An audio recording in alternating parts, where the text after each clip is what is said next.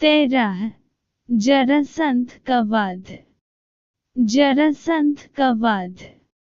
इंद्रप्रस्थ के निर्माण के बाद युधिष्ठिर ने राजसूय यज्ञ का आयोजन किया और आवश्यक परामर्श के लिए कृष्ण को बुलाया।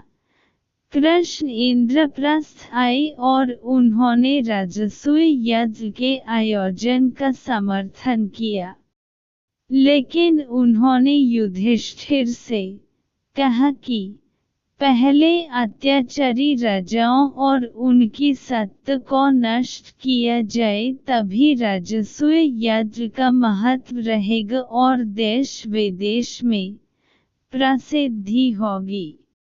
युधिष्ठिर ने कृष्ण के इस सुझाव को स्वीकार कर लिया। तब कृष्ण ने युधिष्ठिर को सबसे पहले जरासंध पर चढ़ाई करने की सलाह दी। इसके बाद भीम और अर्जुन के साथ कृष्ण मगध रवाना हुए और कुछ समय बाद मगध की राजधानी गिरिब्राज पहुंच गए। कृष्ण की नीति सफल हुई और उन्होंने भीम द्वारा मल्लयुद्ध में जरासंध का वध करवा डाला। जरासंध की मृत्यु के बाद कृष्ण ने उसके पुत्र सहदेव को मगध का राजा बनाया।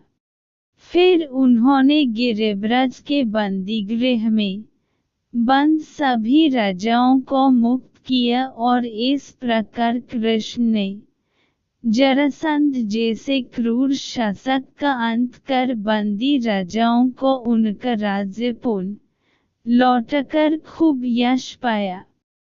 जरासंध के वध के बाद अन्य सभी क्रूर शासक भयभीत हो चले थे।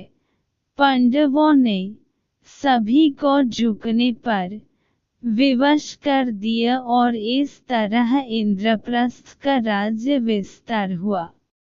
इसके बाद युधिष्ठिर ने राजसूय यज्ञ का आयोजन किया।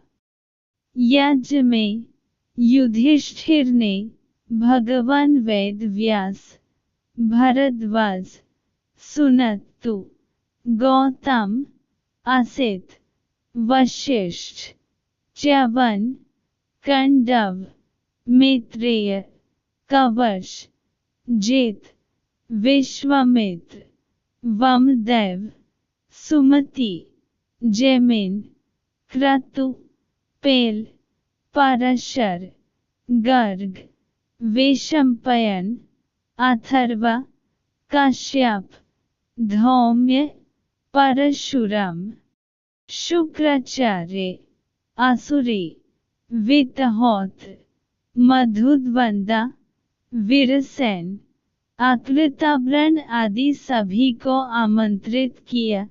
इसके अलावा सभी देशों के राजाधिराज को भी बुलाया गया। इसी यज्ञ में कृष्ण का शत्रु और जरासंध का मित्र शिशुपाल भी आया हुआ था, जो कृष्ण की पत्नी रुक्मिणी के भाई का मित्र था और जो रुक्मिणी से विवाह करना चाहता था। यह कृष्ण की दूसरी बुआ का पुत्र था, इस नाते यह कृष्ण का भाई भी था। अपनी बुआ को श्री कृष्ण ने उसके 100 अपराधों को क्षमा करने का वचन दिया था। इसी यज्ञ में कृष्ण का उसने 100वीं बार अपमान किया, जिसके चलते भरी यज्ञ सभा में कृष्ण ने उसका वध कर दिया।